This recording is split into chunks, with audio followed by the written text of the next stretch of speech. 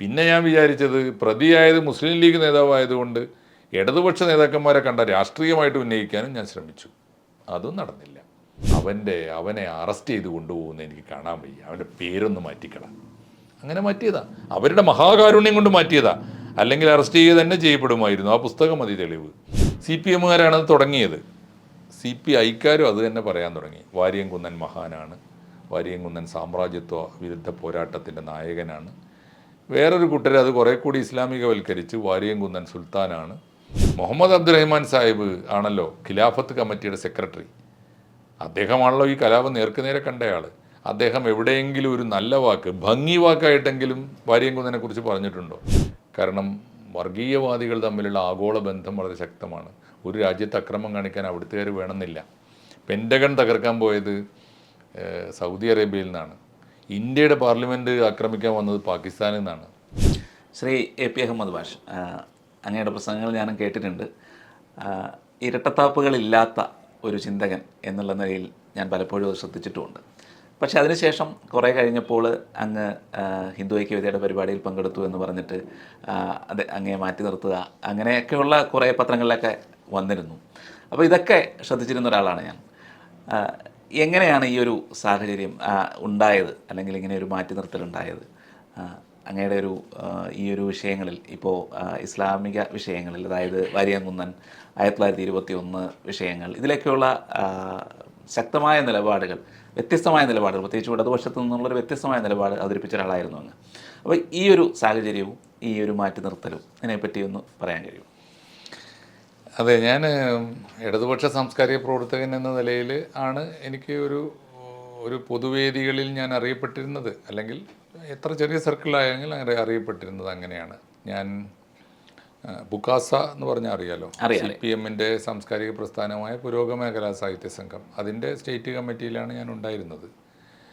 അപ്പോൾ അന്ന് മുതൽ തന്നെ എൻ്റെ എഴുത്തുകളൊക്കെ തന്നെ ഈ മുസ്ലിം മൗലികവാദത്തിനും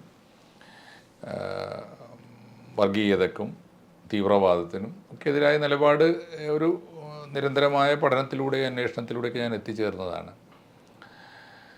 അത് കഴിഞ്ഞ് പുകാസയുടെ സ്റ്റേറ്റ് കമ്മിറ്റിയിൽ ഞാൻ ഇരിക്കുമ്പോഴാണ് വിജയൻ മാഷ്, MN വിജയൻ മാഷാണ് അന്നത്തെ സ്റ്റേറ്റ് പ്രസിഡൻറ്റ്. അദ്ദേഹവും CPM-ഉം തമ്മിൽ, നമ്മുടെ ഭാഷയിൽ പറഞ്ഞ മാതൃസംഘടനയും പോഷക സംഘടനയും തമ്മിൽ വലിയ കലഹം ഉണ്ടാവുകയും വിജയൻ മാഷിൻ്റെ കൂടെ നിലയുറപ്പിക്കുകയും ചെയ്ത ഘട്ടത്തിലാണ് ഞാൻ ആ ഘട്ടത്തിൽ സൗദി അറേബ്യയിൽ ഞാനും ഇന്ത്യൻ എംബസി സ്കൂളിൽ അധ്യാപകനായിട്ട് പോവുകയാണ് ഉണ്ടായത്. എന്നാൽ അതിൻ്റെ നേർക്കുനേരെയുള്ള യഥാർത്ഥ കാരണങ്ങളിൽ ഒന്ന്, എനിക്ക് അതുവരെ നിന്ന ഒരു ഇടതുപക്ഷ രാഷ്ട്രീയത്തോട് ആ രാഷ്ട്രീയത്തിൻ്റെ ഒരു മാനവികത ശരിയാണെന്ന് അന്നും വിശ്വസിക്കുകയും അതേസമയത്ത് അതിനെതിരായി നിൽക്കേണ്ട ഒരു സാഹചര്യം ഒഴിവാക്കാൻ വേണ്ടി ഞാൻ ചെയ്തൊരു സംഗതിയാണത്. കാരണം വിജയൻ മാഷ കൂടെ നിന്ന ആളുകൾ പല കാരണങ്ങളാൽ വിജയൻ മാഷെ ഒരു പാർട്ടിയിൽ നിന്ന് വളരെ വിദൂരമായൊരു സ്പേസിലേക്ക് കൊണ്ടുപോയിരുന്നു. അതിനോട് എനിക്ക് യോജിപ്പില്ല. അതേസമയത്ത് വിജയൻ മാഷയ്ക്ക് എതിരായി നിൽക്കാനുള്ള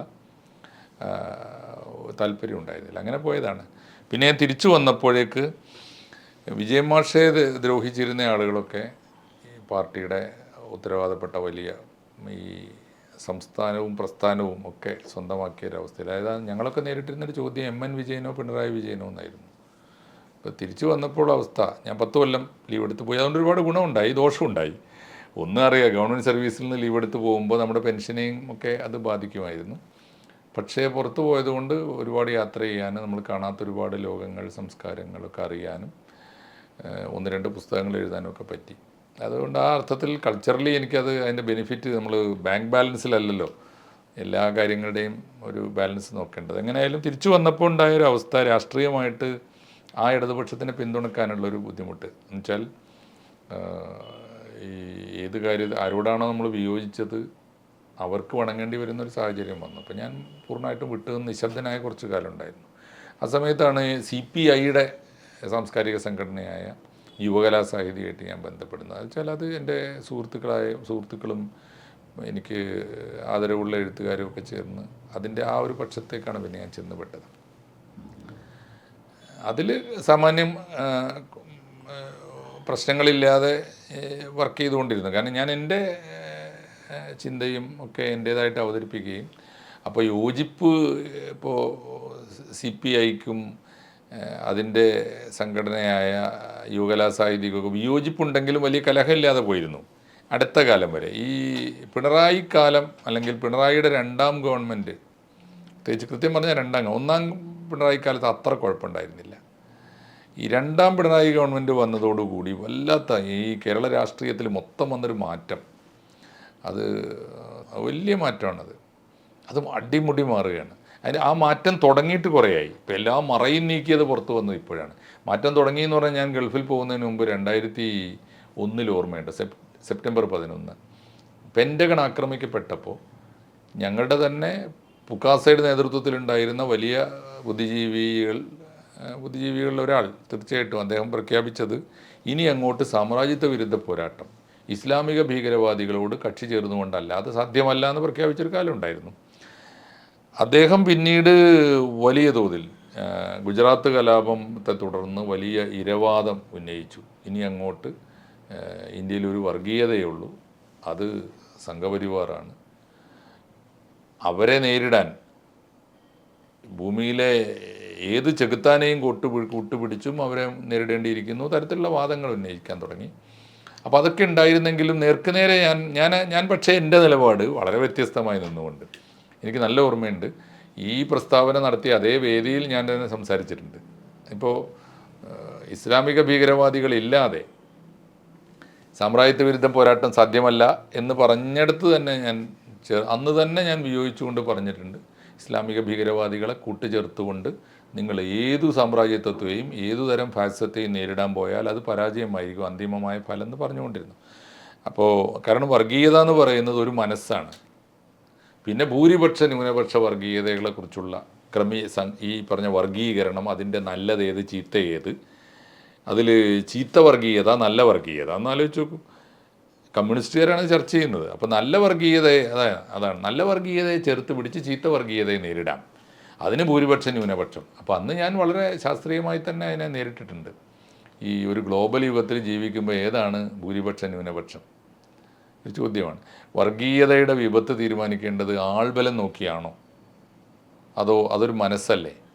ഒരാൾക്ക് പോലും ഏത് അക്രമവും കാണിക്കാവുന്നതല്ല. എന്തെല്ലാം എത്ര ഉദാഹരണങ്ങൾ. വേറൊന്ന്, ഒരു നാട്ടിൽ ഒരു പ്രദേശത്ത് ഏത് വർഗീയവാദിയാണ് കൂടുതൽ എന്ന് തീരുമാനിച്ചിട്ട് വർഗീയതയുടെ വിപത്ത് തീരുമാനിക്കാൻ പറ്റില്ല. കാരണം വർഗീയവാദികൾ തമ്മിലുള്ള ആഗോള ബന്ധം വളരെ ശക്തമാണ്. ഒരു രാജ്യത്ത് അക്രമം കാണിക്കാൻ അവിടുത്തുകാർ വേണമെന്നില്ല. പെൻറ്റഗൺ തകർക്കാൻ പോയത് സൗദി അറേബ്യയിൽ നിന്നാണ്. ഇന്ത്യയുടെ പാർലമെൻറ്റ് ആക്രമിക്കാൻ വന്നത് പാകിസ്ഥാനിൽ നിന്നാണ്. ഒന്നും വേണ്ട, സിമ്പിളായിട്ട് ഇതിൻ്റെ ഒരു ചെറിയ വെർഷൻ എടുത്തോളൂ. ജോസഫ് മാഷിയുടെ കൈവെട്ടാൻ പോയത് തൊടുപുഴക്കാരോ പിന്നെ മൂവാറ്റുപുഴക്കാരോ അല്ല, അത് ആലുവക്കാരും പരിസരത്തുള്ളവരൊക്കെ. ഞാൻ പറയുന്നത് ഇതൊക്കെ സാധ്യമാണ് ഏത് നേരത്തും. അതുകൊണ്ട് വർഗീയതയുടെ ദേശം തിരിച്ചോ വർഗീയതയുടെ ആൾബലം തിരിച്ചോ ഒന്നും വിലയിരുത്താൻ പാടില്ല. അത് അങ്ങനെ ഞാൻ നേരിട്ടുകൊണ്ടിരുന്ന കാലമാണ്. പക്ഷേ തിരിച്ചു വന്നപ്പോൾ ഇതിന് വല്ലാത്തൊരു മേൽക്കോയ്മ കിട്ടിയിട്ടുണ്ട്. കാരണം അന്ന് 2014 തൊട്ട് ഞാൻ തിരിച്ചു വരുന്നത് 2013 അവസാനത്തിലാണ്, പോകുന്നത് 2003. 10 കൊല്ലം കഴിഞ്ഞ് തിരിച്ചു വരുമ്പോഴേക്കുള്ള ചിത്രം മാറിയിട്ടുണ്ട്. ഒന്ന്, കേന്ദ്രത്തിൽ നരേന്ദ്രമോദി വന്നിരിക്കുന്നു. പിന്നെ ഈ ഗുജറാത്ത് കലാപത്തെ തുടർന്ന് ഒരു വല്ലാത്ത അന്തരീക്ഷം ഉണ്ടാക്കി കഴിഞ്ഞിട്ടുണ്ട്. വേറൊന്ന്, ഇവിടെ ഈ നരേന്ദ്രമോദിയെ മുൻനിർത്തിയിട്ട് എല്ലാ ന്യൂനപക്ഷ വർഗീയതയും മതനിരപേക്ഷതയും തമ്മിലുള്ള വല്ലാത്തൊരു പുതിയ മുന്നണി രൂപപ്പെട്ടിട്ടുണ്ട്. പിൽക്കാലത്ത് അതിന് കാവ്യാത്മകമായൊരു പേര് വന്നതാണ് ഈ ജിഹാദി മൂവ്മെൻറ്റ് എന്നൊക്കെ പറയുന്നത്. അപ്പോൾ ഞാൻ അതിനെ യോജിച്ചുകൂടാന്നൊരു അവസ്ഥ വന്നു. പക്ഷേ യുവകലാ സാഹിത്യത്തിൽ നിന്നുകൊണ്ടും ഞാൻ എനിക്ക് പറയാനുള്ളത് തന്നെ പറഞ്ഞുകൊണ്ടിരുന്നു. പിന്നെ ഈ പറയുന്നതിൽ ഭൂരിപക്ഷവും കേരളത്തിൻ്റെ ഒരു സാംസ്കാരികമായ നിലപാട് രാഷ്ട്രീയമായി തീരുന്നത് CPMലൂടെ ആയതുകൊണ്ട് CPIയുടെ ഒരു ഓരത്ത് അങ്ങനെ നിന്ന് പോകാമെന്ന അവസ്ഥയുണ്ടായിരുന്നു. എനിക്ക് നിർബന്ധമൊന്നും ഉണ്ടായിരുന്നില്ല. പക്ഷെ ഞാൻ അപ്പോഴും കൃത്യമായ നിലപാടെടുത്തു. ആ സമയത്താണ് പ്രധാനപ്പെട്ട 1-2 ഇഷ്യൂ വന്നത്. അതിലൊന്നാണ് നേരത്തെ 921 ഓർമ്മയുണ്ടല്ലോ. അപ്പോൾ 2021 ആയപ്പോൾ അതിനിടയിൽ ഉണ്ടായൊരു ഇഷ്യൂ. അപ്പോൾ ഞാൻ 2013 തിരിച്ചു വന്നല്ലോ. 2013 തിരിച്ചു വന്നപ്പോൾ ഇവിടുത്തെ ഒരു പ്രധാനപ്പെട്ട പ്രശ്നങ്ങളിലൊക്കെ തന്നെ ഞാൻ ഈ വ്യത്യസ്തമായ നിലപാടുകൾ പറഞ്ഞുകൊണ്ടിരുന്നു. വർഗീകരണത്തിനെതിരായുള്ള നിലപാടൊക്കെ തന്നെ. ഇപ്പോൾ ഒടുവിൽ ഈ 2021 1921 20 തന്നെ തുടങ്ങിയത് ഒരു കൊല്ലം നീണ്ടു നിൽക്കുന്ന ആഘോഷം 1900 മലബാർ കലാപം ആഘോഷിക്കപ്പെടേണ്ട ഒന്നാണോ എന്ന ചോദ്യം വന്നു. അതിനിടയിൽ ആഷിഖ് അബുവിൻ്റെ ഒരു സിനിമ വരാൻ പോകുന്നു, അത് അനൗൺസ് ചെയ്തു, പൃഥ്വിരാജ് അഭിനയിക്കുന്നു, അതിനെക്കുറിച്ചുള്ള വിവാദം വന്നു. അപ്പോൾ യുവകലാസാഹിതിയുടെ തന്നെ വേദിയിലുള്ള പലരും ഈ കാലത്തിൻ്റെ ഒഴുക്കിൽ പൂർവ്വകാലം മറന്ന് ചരിത്രത്തെ അട്ടിമറിച്ചുകൊണ്ട് ഇന്നലെ വരെ പറഞ്ഞത് മുഴുവൻ വിഴുങ്ങിയിട്ട് CPMകാരാണത് തുടങ്ങിയത്. CPIക്കാരും അത് തന്നെ പറയാൻ തുടങ്ങി. വാരിയംകുന്നൻ മഹാനാണ്, വാരിയംകുന്നൻ സാമ്രാജ്യത്വ വിരുദ്ധ പോരാട്ടത്തിൻ്റെ നായകനാണ്. വേറൊരു കൂട്ടരെ അത് കുറേ കൂടി ഇസ്ലാമികവൽക്കരിച്ച് വാരിയംകുന്നൻ സുൽത്താനാണ്, അങ്ങനെ പറയാൻ തുടങ്ങി. അപ്പം എനിക്ക് അതിനോട് ഒട്ടും യോജിപ്പുണ്ടായില്ല. ഞാൻ കൃത്യമായിട്ട് വസ്തുനിഷ്ഠമായി ചരിത്രം നിരത്തി. ആദ്യം കമ്മ്യൂണിസ്റ്റുകാരോട് ചോദിച്ചു, ഒരു കലാപത്തിന് 25 വയസ്സ് പൂർത്തിയാകുമ്പോൾ 1946 EMS ഉൾപ്പെടെ കമ്മ്യൂണിസ്റ്റ് പാർട്ടിയുടെ അന്ന് കേരളമില്ല, ഈ മലബാർ, കൊച്ചി, തിരുവിതാംകൂർ 3 ദേശങ്ങളുടെ സമ്മേളനം ഒരുമിച്ച് കോഴിക്കോട്ട് ചേർന്നിട്ട് പാസ്സാക്കിയ പ്രമേയത്തിൽ വാരിയംകുന്നൻ കാണിച്ച അക്രമങ്ങൾ എണ്ണി പറഞ്ഞിട്ടുണ്ട്. പിൽക്കാലത്ത് 1973 C. അച്യുതമേനോൻ ഗവൺമെൻറ് മലബാർ കലാപകാരികൾക്ക് പെൻഷൻ കൊടുക്കാൻ തീരുമാനിച്ചപ്പോൾ അന്ന് പ്രതിപക്ഷിച്ചിരുന്ന CPMൻ്റെ സ്റ്റേറ്റ് കമ്മിറ്റി പ്രമേയം പാസ്സാക്കിയിട്ടുണ്ട്. ഈ മലബാർ കലാപകാരികൾക്ക് പെൻഷൻ കൊടുക്കാൻ തീരുമാനിക്കുമ്പോൾ ഒന്ന് ഓർക്കേണ്ടതാണ്, ആ കലാപത്തിൻ്റെ യഥാർത്ഥ ഇരകളായ ഹിന്ദുക്കളോട് ആര് നീതി കാണിക്കുമെന്ന് ഇതേ CPM ചോദിച്ചിട്ടുണ്ട്. പക്ഷേ ഇതേ ചോദ്യം 2021 ആയപ്പോൾ ഇവിടുത്തെ സംഘപരിവാർ പ്രസ്ഥാനങ്ങൾ ചോദിക്കാൻ തുടങ്ങിയപ്പോൾ പറയേണ്ടത് എന്താണ്? അത് അന്നേ ഞങ്ങളും പറഞ്ഞിട്ടുണ്ടെന്നാണ് പറയേണ്ടത്. എന്നാൽ പിന്നെ അതിനകത്ത് വലിയ സംവാദത്തിൻ്റെ തർക്കമില്ല, ചരിത്രത്തെ അട്ടിമറിക്കുന്നില്ല, ആത്മവഞ്ചനയില്ല. അത് പറയേണ്ടതിന് പകരം ഞങ്ങൾ പണ്ട് പറഞ്ഞിട്ടുണ്ട്, ശരിയായ നിലപാട് അതാണ് എന്ന് പറയേണ്ടതിന് പകരം ഞങ്ങളങ്ങനെ പറഞ്ഞിട്ടേ ഇല്ല, മലബാർ കലാപം മഹത്തായ സ്വാതന്ത്ര്യ സമരമാണ്, വാരിയംകുന്നൻ വീരനായകനാണ് എന്ന് പറയാൻ തുടങ്ങി. അപ്പോൾ പരസ്യമായിട്ട് അപ്പോൾ ഒരു ഇഷ്യൂ ഉണ്ടായത് എന്താണെന്ന് വെച്ച് കഴിഞ്ഞാൽ, യുവകലാസാഹിത്യയുടെ സംസ്ഥാന പ്രസിഡന്റ് ആലങ്കോട് ലീലാകൃഷ്ണ, സെക്രട്ടറിമാരിൽ ഒരാളാണ് ഞാൻ. അപ്പോൾ ലീലാകൃഷ്ണൻ നടത്തിയ പ്രസംഗത്തിൻ്റെ വിപരീതമായ ടോണിൽ ലീലാകൃഷ്ണൻ ഇദ്ദേഹത്തെ ഈ മുഖ്യധാരാ വാഴ്ത്തിൻ്റെ കൂടെ അത് ഈ മുസ്ലിം സെൻറ്റിമെൻറ്റ്സ് അതാണെന്ന് ധരിക്കുകയാണ്, അല്ലെങ്കിൽ അതാണ് മുസ്ലിം വോട്ട് ബാങ്കിൻ്റെ താല്പര്യം. സത്യത്തിൽ അതല്ല, അതറിയാഞ്ഞിട്ടാണ്, മലബാർ കലാപത്തിൻ്റെ ചരിത്രം പഠിക്കാഞ്ഞിട്ടാണ്. മലബാർ കലാപത്തിന് ആധാരമായ 1920 നാഗ്പൂരിലെ കോൺഗ്രസ് സമ്മേളനം, ആ സമ്മേളനത്തിൽ ഈ പ്രമേയം വന്നപ്പോൾ, ഈ ഖിലാഫത്ത് പ്രമേയം വന്നപ്പോൾ ഇന്ത്യയിൽ ആദ്യമായി ആ പ്രമേയത്തെ എതിർക്കുന്നത് മുഹമ്മദ് അലി ജിന്നയാണ്. ആ ജിന്നയുടെ അനുയായികളാണല്ലോ പിൽക്കാലത്തെ മുസ്ലിം ലീഗ്. അതുകൊണ്ട് മുസ്ലിം ലീഗിന് ഈ മലബാർ കലാപം അവർ അനുകൂലമായിരുന്നില്ല. ആ കലാപം നടക്കുന്ന കാലത്ത് കലാപത്തെ ഒറ്റിക്കൊടുക്കാൻ മുൻപന്തിയിൽ നിന്ന ആളുകളാണ്. ഒരു കാരണവശാലും ആ കലാപത്തിൽ പങ്കെടുക്കരുത് എന്ന് അന്നത്തെ ആൾ ഇന്ത്യ മുസ്ലിം ലീഗ് ആഹ്വാനം ചെയ്തിട്ടുണ്ട്. അതുകൊണ്ട് മുസ്ലിം സമൂഹത്തിന് വലിയ താല്പര്യമൊന്നുമില്ല. പിന്നെ അതിലുണ്ടായ ദേശീയ മുസ്ലിങ്ങളാണ്. ദേശീയ മുസ്ലിങ്ങൾ എന്നത് മുഹമ്മദ് അബ്ദുറഹ്മാൻ സാഹിബിൻ്റെ കൂടെയാണ്, ഖിലാഫത്തിൻ്റെ കൂടെയാണ് എന്നത്. അവരുടെ ഖിലാഫത്ത് കോൺഗ്രസിൻ്റെ ഖിലാഫത്താണ്. അത് അഹിംസാത്മകമായ മാർഗത്തിലാണ്. അവർക്ക് വേണ്ടിയിരുന്നത് ഹിന്ദു സ്വരാജാണ്. അല്ലാതെ ബ്രിട്ടീഷ് പട്ടാളത്തിനെ എവിടെയെങ്കിലുമൊക്കെ വെച്ചിട്ട് ഈ ഗറില്ല പോര് കൊണ്ട് ഓടിച്ചിട്ട് 1-2 താലൂക്ക് കൈ കിട്ടിയാൽ അവിടെ തുർക്കി ഖിലാഫത്തിൻ്റെ മോഡലിൽ ഇസ്ലാമിക രാജ്യം സ്ഥാപിക്കുക എന്നല്ല ലക്ഷ്യം. ഈ ബ്രിട്ടീഷുകാർക്കെതിരെ അഹിംസാത്മകമായ മാർഗത്തിൽ പോരാടിയിട്ട് അവരെ ഓടിച്ചിട്ട് ഇന്ത്യക്ക് മൊത്തം സ്വാതന്ത്ര്യം കിട്ടുക എന്നുള്ള ലക്ഷ്യം. അപ്പോൾ അതാണ് ദേശീയ മുസ്ലിങ്ങൾ എന്നത്. അതുകൊണ്ട് ദേശീയ മുസ്ലിങ്ങളും മുസ്ലിം ലീഗിൻ്റെ മുസ്ലിങ്ങളും പറഞ്ഞാൽ ഏത് തരത്തിലും മുസ്ലിങ്ങളുടെ എല്ലാ ധാരയും ഇതിനെതിരാണ്, മലബാർ കലാപത്തിനെതിരാണ്. അപ്പം മലബാർ കലാപത്തിൽ അക്രമം കാണിച്ച ഒരു കൂട്ടരുടെ പാരമ്പര്യമാണ്. അവർ ഈ 2 ധാരയിലും ഉണ്ടായിരുന്നില്ല. ഞാൻ ഇവരോട് ചോദിച്ച ചോദ്യം അതാണ്. മുഹമ്മദ് അബ്ദുറഹ്മാൻ സാഹിബ് ആണല്ലോ ഖിലാഫത്ത് കമ്മിറ്റിയുടെ സെക്രട്ടറി.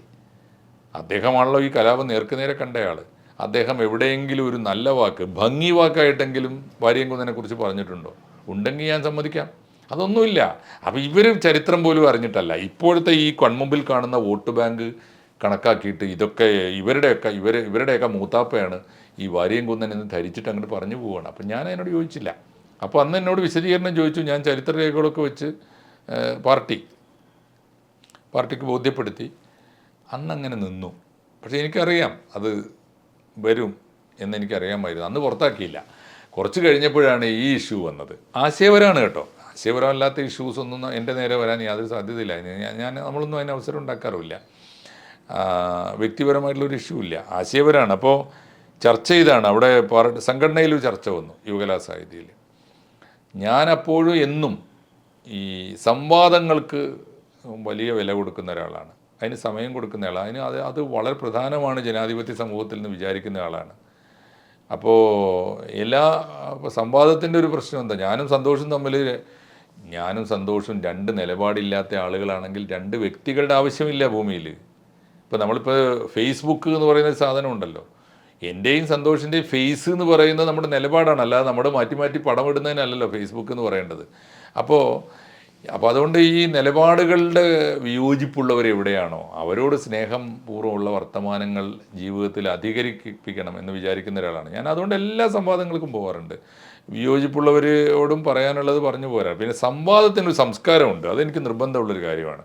എനിക്ക് വിയോജിപ്പുള്ള ആളാണ്, അവൻ എന്നെ സംസ്കാരത്തിന് വിളിച്ചല്ലോ, എന്നാൽ പിന്നെ അവൻ്റെ തന്തയ്ക്ക് വിളിച്ചിട്ട് പോരാം. അതിനല്ലല്ലോ സംസ്കാരം എന്ന് പറയുന്നത്. അപ്പോൾ സംവാദത്തിനൊരു സംസ്കാരമുണ്ടെന്നും സംവാദം അനിവാര്യമാണെന്നും സംവാദം വേണ്ടത് വിയോജിപ്പുള്ളവരോടാണ് എന്നും അല്ല. അപ്പോൾ എൻ്റെ അനുഭാവികളും അനുയായികളുമായ ആൾക്കൂട്ടത്തെ വിളിച്ചു വരുത്തിയിട്ട് അപ്പുറത്തിരിക്കുന്നവനെ തെറി വിളിച്ചിട്ട് എന്ത് കാര്യമുണ്ട്? അതാണ് ഇപ്പോൾ ഇവിടെ നടന്നുകൊണ്ടിരിക്കുന്നത്. അപ്പോൾ അങ്ങനൊരു ഘട്ടത്തിലാണ് സംഘപരിവാറിനോട് സംവാദത്തിന് പോകാമോ എന്നൊരു ചർച്ച വന്നു. അനാവശ്യമായ ചർച്ചയാണെന്ന് ഇന്നും ഞാൻ കരുതുന്നുണ്ടത്. അപ്പോൾ ഒരു പക്ഷേ എന്നെ ടാർഗറ്റ് ചെയ്യാൻ വേണ്ടി തന്നെ കൊണ്ടുവന്നതുമായിരിക്കും ആ ചർച്ച. ആ ചർച്ചയിൽ ഞാൻ ഉറച്ച നിലപാടെടുത്തു, കുറച്ച് പേര് അനുകൂലിക്കുകയും ചെയ്തു. സംവാദം വേണ്ടത് വിയോജിപ്പുള്ളവരോടാണ്.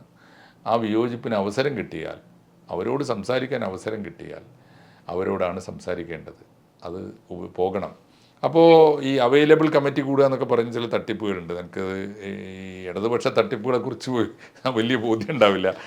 അപ്പോൾ എന്നെ അറിയിക്കാതെ, ഇങ്ങനൊരു വിഷയം ചർച്ചയ്ക്ക് എടുക്കുന്നുണ്ട് എന്ന് പോലും അറിയിക്കാതെ, അജണ്ടയിൽ വെക്കാതെ മീറ്റിംഗ് വിളിച്ചിട്ട് സമർത്ഥമായി രണ്ടാളുടെ ഭൂരിപക്ഷത്തിന് എന്നെ പുറത്താക്കാൻ തീരുമാനിച്ചു. അതിനെന്താ കാരണം? പട്ടാമ്പിയിൽ ഹിന്ദു ഐക്യവേദിയുടെ ഒരു സെമിനാർ, താലിബാനിസം ഇന്ത്യയിൽ എന്നതാണ് വിഷയം, താലിബാനിസം കേരളത്തിൽ. ആ വിഷയത്തിന് ശശികല ടീച്ചർ, മുരളിയേട്ടൻ, അതിൻ്റെ നേതാക്കന്മാരാണ് എന്നെ വിളിച്ചത്. അപ്പം ഞാൻ പറയുകയും ചെയ്തു, മാഷ് എൻ്റെ സംവാദമാണല്ലോ അല്ലേ എൻ്റെ നിലപാട്, എനിക്ക് അതിനല്ലേ മാഷെ വിളിക്കുന്നത്. മാഷ് ഞങ്ങളുടെ വേദികളിൽ പലപ്പോഴും വന്നിട്ട്, പല വേദികളിൽ ഞാൻ പോയിട്ടുണ്ട്. എത്രയോ ഇപ്പോൾ സംഘപരിവാറെന്നോ ഒക്കെ വിളിക്കാവുന്ന ഹിന്ദു സംസ്കാരത്തിന് വേണ്ടി നിലകൊള്ളുന്ന സംഘടനകളുടെയൊക്കെ വേദിയിൽ ഞാൻ പോയിട്ടുണ്ട്. ഹിന്ദു ഐക്യവേദിയുടെ മാത്രമല്ല, തപസ്യയുടെ സമ്മേളനങ്ങൾക്ക് പലപ്പോഴും പോയിട്ടുണ്ട്. പിന്നെ സേവാഭാരതിയുടെ പോയിട്ടുണ്ട്. ഈ ഭാരതീയ വിചാരകേന്ദ്രത്തിൻ്റെ പരിപാടികൾക്ക് പലപ്പോഴും പോയിട്ട് ഞാൻ പോകാറുണ്ട്. അപ്പോൾ ആ സെമിനാറിന് പോയി ഞാൻ എൻ്റെ യോജിപ്പും താലിബാനിസം ഉണ്ടാക്കുന്ന, ഇന്ത്യയിലും ലോകത്തും ഉണ്ടാക്കുന്ന അപകടത്തെക്കുറിച്ച് കൃത്യമായിട്ട് എനിക്കറിയാവുന്നതൊക്കെ പറഞ്ഞു. കൂട്ടത്തിൽ എൻ്റെ വിയോജിപ്പും പറഞ്ഞു. ഞാൻ ഈ താലിബാനിസത്തെ വളർത്താനുള്ള നീക്കങ്ങൾ അറിഞ്ഞും അറിയാതെയും സംഘപരിവാർ പക്ഷത്തുനിന്നും ഉണ്ടാകുന്നത് സങ്കടകരമാണ് എന്ന് ഞാൻ അവിടെ പറഞ്ഞു. എൻ്റെ ഉദാഹരണങ്ങളും പറഞ്ഞു. ചേകനൂരിൻ്റെ കേസിൽ എന്താണ് സംഭവിച്ചത്? ചേകനൂർ കേസ്, പരേതനായ സ്വാതന്ത്ര്യസമര സേനാനി മൊയ്തു മൗലവിയുടെ ബന്ധുവാണ് ചേകനൂർ. മൊയ്തു മൗലവിയുടെ നിർബന്ധപ്രകാരം കരുണാകരൻ അത് CBIക്ക് വിട്ടു. കരുണാകരൻ സർക്കാർ CBIക്ക് വിട്ട സമയത്ത് കോൺഗ്രസ് ഗവൺമെൻറ്റാണ്. ഒന്നും നടന്നില്ല കോൺഗ്രസ് ഗവൺമെൻറ് കാലത്ത്. അപ്പോൾ നമ്മൾ അത് കഴിഞ്ഞിട്ടാണ് വാജ്പേയി ഗവൺമെൻറ് വരുന്നത്. വാജ്പേയി ഗവൺമെൻറ് വന്നപ്പോൾ ഞങ്ങളൊക്കെ പടക്കം പൊട്ടിച്ചു വലിയ പ്രതീക്ഷയോടെ. കാരണം എന്തെങ്കിലുമൊക്കെ നടക്കുമല്ലോ. കാരണം ഇസ്ലാമിക ഭീകരവാദികളാണ് കൊന്നത് എന്നുള്ള ഉറപ്പാണ്. കൊന്നു എന്ന് പോലും അന്ന് ഉറപ്പുണ്ടായിരുന്നില്ല, പക്ഷെ അവരതിൽ ഉണ്ട് എന്നുള്ളത് ഉറപ്പാണ്. അപ്പോൾ നീതി കിട്ടുമല്ലോ എന്ന രീതിയിൽ. പക്ഷെ പിന്നെ കണ്ടത് ഒന്നും നടന്നില്ല എന്ന് മാത്രമല്ല, ഈ സംശയിക്കപ്പെടുന്ന കേന്ദ്രങ്ങളിൽ പോയിട്ട് ഇസ്ലാമിക മൗലികവാദത്തിൻ്റെയും മൗലാനമാരുടെയൊക്കെ കയ്യിൽ നിന്ന് താരതമ്യേന സംശുദ്ധമായ വ്യക്തിത്വമുള്ള BJP നേതാക്കന്മാർ പോയി സംഭാവന സ്വീകരിക്കുന്ന ചിത്രം ഞാനവിടെ പറഞ്ഞു, ഞാൻ കണ്ട ഏറ്റവും അശ്ലീലം നിറഞ്ഞ ചിത്രമാണ്. പക്ഷേ വലിയ ആൾക്കൂട്ട അച്ചടക്കത്തോടെ കേട്ടുകൊണ്ടിരുന്ന മനുഷ്യർ സംയമനത്തോടെ കേട്ടു എന്ന് മാത്രമല്ല, ഒറ്റപ്പെട്ട കയ്യടികളും ഉണ്ടായി. അതൊന്ന്. രണ്ടാമത്തെ ഒരു കേസ് ഞാൻ പറഞ്ഞു, ഞാൻ കുറച്ച് സാഹസികമായി ഏറ്റെടുത്തൊരു ഇഷ്യൂ ആയിരുന്നു, മാധവിക്കുട്ടിയുടെ ഇഷ്യൂ. അത് സന്തോഷിന് ഓർമ്മയുണ്ടാവും. ആരും പറയാൻ, ഞാനത് ധീരമായ കാര്യം നിർവഹിച്ചതല്ല, എൻ്റെ ഒരു മനസാക്ഷിക്കുത്ത് കൊണ്ട് പറഞ്ഞതാണ്. ഈ ഈ സംഭവം ഒരു ഓർമ്മയുണ്ടാവും. അത് മാധവിക്കുട്ടിയുടെ മതം മാറ്റം വലിയൊരു കെണിയായിരുന്നു, വലിയ ചതിയായിരുന്നു എന്ന് മലയാളത്തിലെ എത്രയോ സുഹൃത്തുക്കളോട് അവർ ചങ്കു പൊട്ടി പറഞ്ഞിട്ടുണ്ട്. ഇപ്പോൾ പലരും സമ്മതിക്കുന്നുണ്ട്, അന്ന് ആരും പറഞ്ഞില്ല. ഒരുപാട് പേരോട് അന്ന് ലീലാമേനോൻ അത് പറഞ്ഞു. പക്ഷേ ലീലാമേനോൻ ജന്മഭൂമിയിൽ പറഞ്ഞു എന്നല്ലാതെ അവരെ കൊണ്ടുപോയിട്ട് കൈരളിയിൽ ഇൻ്റർവ്യൂ കൊടുത്തു. അന്ന് അതിന് വാർത്താമൂല്യം ഉണ്ടായിരുന്നു. പക്ഷേ കൈരളിയിൽ ജോൺ ബ്രിട്ടാസിന് ഇത് മനസ്സിലായില്ല, ഇതിൻ്റെ അപകടം എന്നുവെച്ചാൽ ഈ തലപ്പത്തിരിക്കുന്ന നേതാക്കന്മാരൊക്കെ ഇപ്പോൾ ഏത് നെക്സസിലാണ് ചെന്ന് നിൽക്കുന്നതെന്ന് അദ്ദേഹം അറിയാതെ പോയി. അതുകൊണ്ട് അരമണിക്കൂർ കൊണ്ട് ലിഫ്റ്റ് ചെയ്ത് പോയി. അത് ഓർമ്മയുണ്ടോ? ഒറ്റ പ്രാവശ്യമായി ഇൻ്റർവ്യൂ വന്നോളൂ. ലീലാമേനോൻ പറയുന്നുണ്ട്, മാധവിക്കുട്ടി എൻ്റെ അടുത്ത ആത്മസുഹൃത്താണ്. പിന്നീടും എഴുതിയിട്ടുണ്ട്. പലപ്പോഴും അവരെഴുതിയിട്ടുണ്ട്. പക്ഷേ കൈരളിയിൽ നിന്ന് അത് പോയി. ഒറ്റ പ്രാവശ്യം എയർ ചെയ്തു. പിന്നെ ഏത് വഴിക്ക് ആണ് അത് എയറായി പോയത് എന്ന് നമ്മൾ കണ്ടില്ല. കാരണം എന്ന് വെച്ചാൽ ഇവരൊക്കെ തമ്മിലുള്ള ബന്ധം അതിഭീകരമാണ്. അതാണ് സംഭവിച്ചത്. ഇപ്പോൾ മുസ്ലിം ലീഗിൻ്റെ ഒരു നേതാവ് പ്രതിയായി നിൽക്കുന്ന ഒരു കേസിൽ എങ്ങനെയാണ് കൈരളിയിലെ ഡയറക്ടർമാർ ഇടപെടുന്നത്? മുഖ്യമന്ത്രി ഉൾപ്പെടെ ഇടപെട്ട് അത് പിൻവലിപ്പിക്കുന്നത് എങ്ങനെയാണ്? അതാണ് സംഭവിച്ചത്. അത് കഴിഞ്ഞിട്ട് ഒരുപാട് ഇപ്പോൾ മലയാളത്തിൽ മാധവിക്കുട്ടി ഇവിടുന്ന് പോകുന്നതിന് മുമ്പ്, പൂനെക്ക് പോകുന്നതിന് മുമ്പ് അവസാനത്തെ ഇൻ്റർവ്യൂ കൊടുത്തത് കാരശ്ശേരി മാഷിക്കാണ്. ഭാഷാഭൂഷണിയിലാണ് വന്നത്. ആ ഇൻ്റർവ്യൂവിൽ അവരുടെ എല്ലാ ദുരിതങ്ങളും പറഞ്ഞിട്ടുണ്ട്. കൂട്ടത്തിൽ ഈ വിഷയവും തീർച്ചയായിട്ടും പറഞ്ഞിട്ടുണ്ട്. പക്ഷേ അത് എഴുതി വന്നപ്പോൾ അതുണ്ടായില്ല. അത് ഭയങ്കര സങ്കടമാണ്. ആരും ഇത് പറയാൻ തയ്യാറായില്ല. ഒരുപാട് പേര്. സന്തോഷ് ജോർജ് കുളങ്ങര പറഞ്ഞല്ലോ ഈ അടുത്ത കാലത്ത്, എൻ്റെ കയ്യിൽ ഒരു ക്യാമറ ഇല്ലാതെ പോയല്ലോ ദൈവമേ എന്ന് ഞാൻ ഇപ്പോഴും സങ്കടപ്പെടുന്ന നിമിഷമാണ്. പൊട്ടിത്തെറിച്ച് അവരോട് പറഞ്ഞിട്ടുണ്ട്. നമ്മുടെ തമ്പി സാറ്,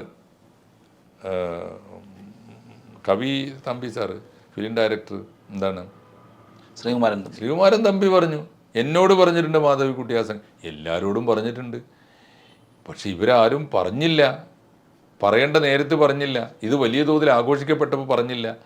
പല കാരണങ്ങളാലാണ് പറയാതിരുന്നത്. ഞാൻ മലയാളത്തിലെ വലിയ ബുദ്ധിജീവികളെ പലരും പോയി കണ്ടു ഈ പുസ്തകം കണ്ടപ്പോൾ. ഈ പുസ്തകം അത് എഴുതിയത് മലയാളത്തിൽ ആരും എഴുതാത്തൊരു ഘട്ടത്തിൽ കാനഡയിലെ ഒരു ജീനിയസ് എഴുതി. ഇവരുടെ ആരാധികയായ കനേഡിയൻ എഴുത്തുകാരിയായിരുന്നു മെറിലി വെസ്ബോർഡ്. അവരെഴുതിയപ്പോൾ ഞാൻ അന്ന് സൗദി അറേബ്യയിലുണ്ട്. ആ പുസ്തകം വന്ന സമയത്ത് ജരീർ ബുക്ക് സ്റ്റോറിൽ നിന്നാണ് എനിക്ക് ആ പുസ്തകം കിട്ടിയത്. അത് കഴിഞ്ഞ് ഞാനത് വായിച്ചു ഭയങ്കരമായ ഷോക്കാണ് എനിക്ക് ഉണ്ടാക്കിയത്. അവർ വളരെ സത്യസന്ധമായി ഇൻ ഡീറ്റെയിൽ എഴുതിയിട്ടുണ്ട്. The love queen of Malabar എന്ന പേരിലാണ് ആ പുസ്തകം വന്നത്. ആ പുസ്തകം വായിച്ചിട്ട് അടുത്ത തവണ നാട്ടിൽ വന്നപ്പോൾ 2 കൂട്ടരെ ഞാൻ ലിസ്റ്റിട്ട് കണ്ടു. ഒന്ന് മലയാളത്തിലെ ജീനിയസുകളിൽ പലരെയും കണ്ടു. ആരും ഞാൻ പറയും ഇതൊന്ന് മലയാളത്തോടുള്ള വലിയ കടപ്പാടല്ലേ, ഇത് ഒന്ന് ഉന്നയിക്കണ്ടേ സാറേ ആരെങ്കിലും? ഒരുപാട് പേരെ കണ്ടു ഞാൻ. ആരും തയ്യാറായില്ല. എനിക്ക് അനുകൂലമായൊരു ഉത്തരം കിട്ടിയില്ല. പിന്നെ ഞാൻ വിചാരിച്ചത് പ്രതിയായത് മുസ്ലിം ലീഗ് നേതാവായതുകൊണ്ട് ഇടതുപക്ഷ നേതാക്കന്മാരെ കണ്ട രാഷ്ട്രീയമായിട്ട് ഉന്നയിക്കാനും ഞാൻ ശ്രമിച്ചു. അതും നടന്നില്ല. ആ സങ്കടത്തിലാണ് ആ പുസ്തകം. ആ സമയത്തൊരു കാര്യമുണ്ടായി. ഈ പുസ്തകത്തിൻ്റെ ഒരു പരിമിതി എന്താണെന്ന് വെച്ചാൽ ആ പുസ്തകത്തിൽ ഈ സമദാനിയുടെ പേരിന് പകരം സാദിഖ് അലി എന്നാണ് പേര് കൊടുത്തിട്ടുള്ളത്. അത് അവർ കാണിച്ചൊരു കാരുണ്യമാണ്. കാരണം അത് മെറിലി പറയുന്നുണ്ട്. ഞാൻ അമ്മയോട് മാധവിക്കുട്ടിയോട് ചോദിച്ചു എന്താ ചെയ്യേണ്ടത്, എല്ലാം വായിച്ച് കേൾപ്പിച്ചു. അവസാനം പറഞ്ഞു, എൻ്റെ ആത്മാവ് ഞാൻ ഇത്തിരി നാളെങ്കിലും പ്രണയപൂർവ്വം ആഗ്രഹിച്ച ഒരാളാണല്ലോ, അവനെ അറസ്റ്റ് ചെയ്ത് കൊണ്ടുപോകുന്ന എനിക്ക് കാണാൻ വയ്യ, അവൻ്റെ പേരൊന്ന് മാറ്റിക്കണം. അങ്ങനെ മാറ്റിയതാ, അവരുടെ മഹാകാരുണ്യം കൊണ്ട് മാറ്റിയതാ. അല്ലെങ്കിൽ അറസ്റ്റ് ചെയ്യുക തന്നെ ചെയ്യപ്പെടുമായിരുന്നു. ആ പുസ്തകം മതി തെളിവ്. നമ്മളൊക്കെ ഇപ്പോൾ ഈ പബ്ലിക് ഡൊമൈനിൽ എത്രയോ വർഷങ്ങളായി. 2018 ഞാനൊരു പൊതുപ്രസംഗത്തിൽ പറഞ്ഞു, എത്ര കൊല്ലമായി ഇപ്പോൾ? 6-7 കൊല്ലമായില്ലേ. അപ്പോൾ എന്നിട്ടൊരു വക്കീൽ നോട്ടീസ് പോലും നമുക്കൊന്നും കിട്ടിയിട്ടില്ല. അതിൻ്റെ അർത്ഥം എന്താ? അദ്ദേഹം പ്രതിയാണെന്ന് അദ്ദേഹത്തിനും അറിയാം, എല്ലാവർക്കും അറിയാമെന്നുള്ളതാണ്. അപ്പോൾ ഈ ഇഷ്യൂസൊക്കെ ഇപ്പോൾ ഞാൻ അവിടെ പറഞ്ഞു എന്ന് പറയാം. ഈ ഇഷ്യൂസ് പറഞ്ഞിട്ട് ഞാൻ പറഞ്ഞു, ഈ സംഭവത്തിലൊന്നും എനിക്കൊരു ഞെട്ടലുണ്ടായത് ഒരിക്കൽ മാത്രമാണ്. അത് ഈ പുസ്തകം ഞാൻ ഇംഗ്ലീഷിൽ ഈ പുസ്തകം കണ്ടപ്പോൾ വലിയ പരിമിതി ഉണ്ടായിരുന്നു. ഈ പുസ്തകം വെച്ച് നമുക്ക് പറഞ്ഞുകൂടാ അതേതോ സാദിഖ് അലിയെക്കുറിച്ചല്ലേ.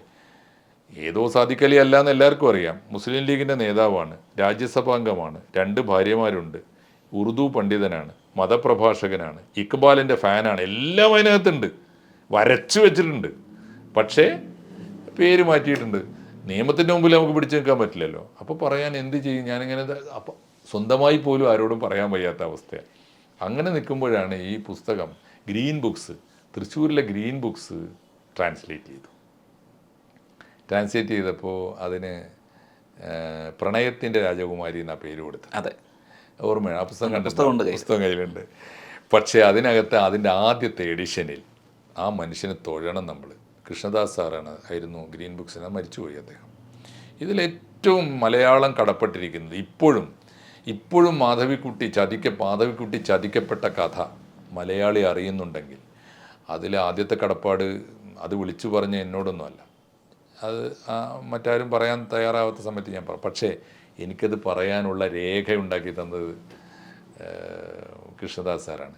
എന്താ ചെയ്തതെന്നറിയോ? സാദിഖ് അലി എന്ന പേര് ആദ്യം പ്രത്യക്ഷപ്പെട്ട പേജിൽ സാദിഖ് അലി എന്ന് പറയുന്നിടത്ത് സമദാനിയുടെ പടം കൊടുത്തു. ക്ലിയറായി കാര്യം. അതുകൊണ്ട് ഈ സാദിഖ് അലി ആരാന്ന് വെച്ചതാ, ഈ സാദിഖ് അലിയാണ് എന്ന് പറയാൻ പറ്റി. കൃഷ്ണദാസ് സാറിനോട് വലിയ കടപ്പാടുണ്ട്. അപ്പോൾ അപകടമായി. കൃഷ്ണദാസ് സാറിന് ഒരു വക്കീലിനോട് ആ പുസ്തകം വലിയ തോതിൽ ആദ്യം ചെയ്ത പണി എന്താ വെച്ചാൽ ആ പുസ്തകം ഒറ്റ രാത്രി കൊണ്ട് മാർക്കറ്റിൽ കിട്ടാതായി. വലിയ വിൽപ്പന, ചൂടപ്പം പോലെ വിറ്റഴിച്ചു എന്നാണ് നമ്മൾ വിചാരിച്ചത്. പക്ഷേ ഒരൊറ്റ വായനക്കാരനും അത് കിട്ടരുത് എന്ന് തീരുമാനിച്ചത് ആളുകളുണ്ടായിരുന്നു. കാരണം ആ പുസ്തകത്തിൽ അതിൻ്റെ കാരണം വളരെ സിമ്പിളാണ്. ആദ്യ ഗഡുവായി $10 ലക്ഷം, $1 മില്യൺ ഇദ്ദേഹം സ്വീകരിച്ചു എന്ന് ആ പുസ്തകത്തിലുണ്ട്. എന്നോട് ഇതിനോട് ആളുകൾ തെളിവ് ചോദിച്ചപ്പോൾ ഞാൻ ചോദിച്ചു, നിങ്ങൾക്ക് ബാക്കിയൊക്കെ വിശ്വാസമാണോ? എന്താ തെളിവ്? കാശ് വാങ്ങി. ഞാൻ ബാക്കിയുള്ളതിനൊക്കെ തെളിവ് വേണോ? ചാലിയാറിൻ്റെ പടവിൽ കൊണ്ടുപോയി 67 വയസ്സുള്ള ഈ അമ്മയെ ഉപദ്രവിച്ചതിന്, അവർ പൊട്ടിത്തെറിച്ചതിന്, അപ്പോൾ കെട്ടിക്കോളാന്ന് പറഞ്ഞതിന്, മതം മാറ്റാൻ കണ്ടീഷൻ വെച്ചതിന്, ഇതിനൊക്കെ നിങ്ങൾക്ക് വേറെ തെളിവ് വേണോ? ഇതിനൊക്കെ തെളിവ് പുസ്തകമാണെങ്കിൽ കാശ് വാങ്ങിയതിൻ്റെയും തെളിവ് പുസ്തകമാണ് എന്ന് ഞാൻ പറഞ്ഞു. അല്ലാതെ ഇവന്മാർ ചെയ്യുന്ന ഇതിൻ്റെയൊക്കെ തെളിവ് കൊടുക്കാൻ നമ്മളാരാ? അപ്പോൾ ഞാൻ പറഞ്ഞു. അപ്പോൾ അതുകൊണ്ട് ഒറ്റ രാത്രി കൊണ്ട് മുഴുവൻ പുസ്തകങ്ങളും പൊക്കിക്കളഞ്ഞു. പക്ഷേ കൃഷ്ണദാസ് സാറിനോട് കളി വേണ്ടെന്ന് അവർക്ക് മനസ്സിലായി. 48 മണിക്കൂർ കൊണ്ട് 50,000 കോപ്പി അടിച്ചിറക്കി. അങ്ങനെ മലയാളത്തിൽ ആ പുസ്തകം ജനകീയമായി തീർന്നു. ആ കാലത്ത് വലിയ വലിയ സംഗതിയായിരുന്നു. അപ്പോൾ ഈ സമയത്ത് ആണ് ഞാനത് എനിക്കൊരു ധൈര്യം കിട്ടിയ സമയത്താണ് 2018 17 ആണെന്നല്ല ഓർമ്മ. ഈ നമ്മുടെ എടക്കരയിൽ, നിലമ്പൂരിലെ എടക്കരയിൽ ഒരു സെമിനാർ, മതേതരത്വം, മതപരിവർത്തനം, മതനിരപേക്ഷത തുടങ്ങിയ എന്തോ ഒരു വിഷയത്തെക്കുറിച്ച്. അത് സ്വതന്ത്ര ലോകം വെച്ചതാണ്. യുക്തിവാദികളാണ് അവർ. ചെറിയൊരു യോഗമാണ്, 10-30 പേരുള്ളൊരു യോഗം, അത്രയല്ലേ ഉള്ളൂ. അവർ മലപ്പുറം ജില്ലയിൽ ഇപ്പോൾ സ്വതന്ത്ര ലോകത്തിൻ്റെ ഇന്നിപ്പോൾ ഉണ്ട്, കുറേ പേരുണ്ട് കേട്ടോ. അന്ന് സ്വതന്ത്ര ലോകം ഉണ്ടായി വരുന്നതേ ഉള്ളൂ. അപ്പോൾ അവരുടെ ഒരു വേദിയാണ്. ആ വേദിയിൽ ഞാൻ ഈ വിഷയം ആദ്യമായി അങ്ങോട്ട് പറഞ്ഞതാണ്. എന്നെ വിളിച്ചതുകൊണ്ട് ഞാൻ അവിടെ പറഞ്ഞത്, കാരണം ഈ വിഷയമായിട്ട് റിലേറ്റഡ് ആണ്. ആ പറഞ്ഞത് സോഷ്യൽ മീഡിയയുടെ ഒരു ശക്തി എന്നാണ് ഞാൻ മനസ്സിലാക്കിയത്. അതങ്ങോട്ട് കത്തി പടർന്നു പോയി. മാത്രമല്ല അതിൽ കൃത്യമായിട്ട് ഈ ഭാഗം പറഞ്ഞ ആ ഭാഗം മാത്രം ആളുകൾ വലിയ തോതിൽ ആഘോഷിച്ചു. ലോകം മുഴുവൻ എത്തി, എത്രയോ ലക്ഷം ആളുകൾ കണ്ടു. അത് പിന്നെ ജനം TV, നിങ്ങൾ അന്ന് സന്തോഷ് ജനത്തിലുണ്ടല്ലോ, ജനം TV ചർച്ച വെച്ചു, അതിൽ പങ്കെടുത്തു. അങ്ങനെയൊക്കെയാണ് അത് ഇഷ്യൂ ഉണ്ടായത്. ഞാൻ ഈ വിഷയമൊക്കെ പറഞ്ഞിട്ട് അന്ന് ഈ പട്ടാമ്പി സെമിനാറിൽ ഞാൻ പറഞ്ഞു, ഒരിക്കൽ മാത്രമേ എനിക്ക് സങ്കടം വന്നിട്ടുള്ളൂ. അതെപ്പോഴാണെന്ന് ചോദിച്ചാൽ, കൃഷ്ണദാസ് സാറിന് ഒരു വക്കീൽ നോട്ടീസ് കിട്ടി. അപ്പോൾ അദ്ദേഹം എന്നെ വിളിച്ചു, മാഷേ ഒന്ന് വരുമോ, എനിക്കൊരു വക്കീൽ നോട്ടീസ് വന്നിട്ടുണ്ട്. പേടിച്ചിട്ടൊന്നുമല്ല, കൗതുകം കൊണ്ട് വിളിച്ചതാണ്. അപ്പോൾ എന്തിനാണ് വിളിച്ചതെന്ന് പിന്നെ എനിക്ക് മനസ്സിലായി. ആ വക്കീൽ നോട്ടീസ് ഞാൻ വായിച്ചു നോക്കുമ്പോൾ ഇത് ഒരു മാതൃകാ പൊതുപ്രവർത്തകനെ സ്വഭാവഹത്യ ചെയ്യാൻ ഉദ്ദേശിച്ചുകൊണ്ടുള്ളതാണ്. അതുകൊണ്ട് ഒരാഴ്ചക്കകം ഈ പുസ്തകം മാർക്കറ്റിൽ നിന്ന് പിൻവലിച്ച് മാപ്പ് പറഞ്ഞില്ലെങ്കിൽ സിവിലായും ക്രിമിനലായും നടപടി സ്വീകരിക്കുന്നതാണ്. അപ്പോൾ ഞാൻ പറഞ്ഞു, ഇതിനിപ്പോൾ ദാസേട്ടൻ മറുപടി കൊടുക്കാനുള്ളതല്ലേ ഉള്ളൂ, ഇതൊരു ഫോർമാലിറ്റി അല്ലേ. അവൻ ചോദിച്ചു, എന്നോട് പറഞ്ഞു, ഞാൻ അതിനൊന്നും അല്ല വിളിച്ചത്, ആ വക്കീൽ നോട്ടീസ് ലെറ്റർ ഹെഡ് ആരുടെ നോക്കുമെന്ന്. അപ്പോൾ നോക്കുമ്പോൾ അഡ്വക്കേറ്റ് PS ശ്രീധരൻപിള്ളയുടെയാണ്. അത് ഞെട്ടലുണ്ടാക്കി. കാരണം ഒരു കാരണവശാലും മുസ്ലിം ലീഗിൽ എത്ര വക്കീൽ, സൗജന്യമായി ലീഗൽ സർവീസ് നടത്തിക്കൊണ്ടിരിക്കുന്ന വക്കീലന്മാർ ലീഗിലും മുസ്ലിം കമ്മ്യൂണിറ്റിയിലൊക്കെ എത്ര പേരുണ്ട്. ഇദ്ദേഹം ഒരു വക്കീലിനെ കണ്ടുപിടിക്കാൻ എത്ര കഷ്ടപ്പെട്ടിട്ടുണ്ടാവും എന്ന് ആലോചിച്ച് നോക്കും. അപ്പോൾ ഒരു വലിയ ഗൂഢാലോചനയാണല്ലോ. ഒന്ന് ഇതിനെതിരായി ഉയർന്നു വരാൻ ഇടയുള്ളത് തീർച്ചയായിട്ടും മാധവിക്കുട്ടിയെ പോലെ ഒരു എഴുത്തുകാരിയെ വഞ്ചിച്ചതിനെതിരായി ഉയർന്നു വരാനിടയുള്ളത് മുസ്ലിം പക്ഷത്ത് നിന്നല്ല, വലിയ പ്രതിഷേധം വരാനിടയുള്ളത് ഹൈന്ദവ പക്ഷത്ത് നിന്നാണ്.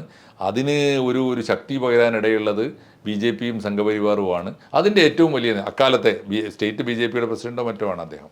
അദ്ദേഹത്തെ കൊണ്ട് തന്നെ വക്കീലാക്കിയാൽ, വക്കാലത്ത് എടുപ്പിച്ചാൽ എങ്ങനെ ഉണ്ടാവും? ഞാൻ പറഞ്ഞ കാശ് കിട്ടിയാൽ ഒരു വക്കീലിന് എന്തും ചെയ്യാം. പക്ഷേ പൊളിറ്റിക്കൽ എത്തിക്സ് എന്ന് പറയുന്ന ഒരു സാധനമല്ലേ, താൻ കൂറ് പ്രഖ്യാപിച്ചിരിക്കുന്ന ഒരു രാഷ്ട്രീയത്തോട് ഒരു മൂല്യം, ഇതൊക്കെയാണ് അവിടെ പറഞ്ഞത്. അപ്പോൾ ആ പറഞ്ഞതിനും വലിയ സ്വീകാര്യത കിട്ടി. ഞാൻ ചുരുക്കി പറഞ്ഞാൽ ഇതൊക്കെ പറയാൻ പോയതിന് ആണ് എന്നെ വീട്ടിലെത്തിയപ്പോൾ പുറത്താക്കുന്നത്. അന്ന് പക്ഷേ ശശികല ടീച്ചർ എനിക്ക് അനുകൂലമായി FB പോസ്റ്റൊക്കെ ഇട്ടു കേട്ടോ, പോസ്റ്റ് ഇട്ടു. മാത്രമല്ല അവർ കാണുമ്പോൾ ഇപ്പോഴും അതിനുശേഷവും ഞാൻ ചില പരിപാടികൾ ഈ കഴിഞ്ഞ ആഴ്ച ഞങ്ങൾ ഒരുമിച്ചിട്ടായിരുന്നു, അവർ വലിയ സ്നേഹമൊക്കെ കാണി. അവർ പറഞ്ഞു ഞങ്ങളുടെ വേദിയിൽ വന്ന് ഞങ്ങളുടെ അതിഥിയായിട്ട് വന്ന് ഞങ്ങളോട് വിയോജിപ്പ് കൂടി പറഞ്ഞ അഹമ്മദ് മാഷെ പുറത്താക്കുന്നത് എന്ത് എന്ന്, ആവിഷ്കാര സ്വാതന്ത്ര്യം എന്നൊക്കെ ചോദിച്ച് വളരെ സത്യസന്ധമായ നിലപാടെടുത്തവർ. പിന്നെയും എന്നെ വിളിക്കുന്നുണ്ട്, വിളിക്കുന്നത് വിയോജിപ്പില്ലാത്തതുകൊണ്ടല്ലല്ലോ, വിയോജിപ്പുള്ളപ്പോഴും യോജിപ്പിൻ്റെ ഒരു തലം വിയോജിക്കുന്നവരോട് കൂടി സംവദിക്കാനും ആ ഒരു സ്നേഹം പങ്കിടാനും ഒപ്പം എനിക്ക് അറിയാവുന്ന എൻ്റെ ആശങ്കകളും എൻ്റെ അനുഭവ മണ്ഡലവും അറിയാനും ഒക്കെയാണല്ലോ, അറിയാനും അറിയിക്കാനുമാണ്. അപ്പോൾ ഇതൊക്കെയാണ് കേസ്. അപ്പോൾ അന്ന് യുവകലാ സാഹിതി എന്നെ പുറത്താക്കി.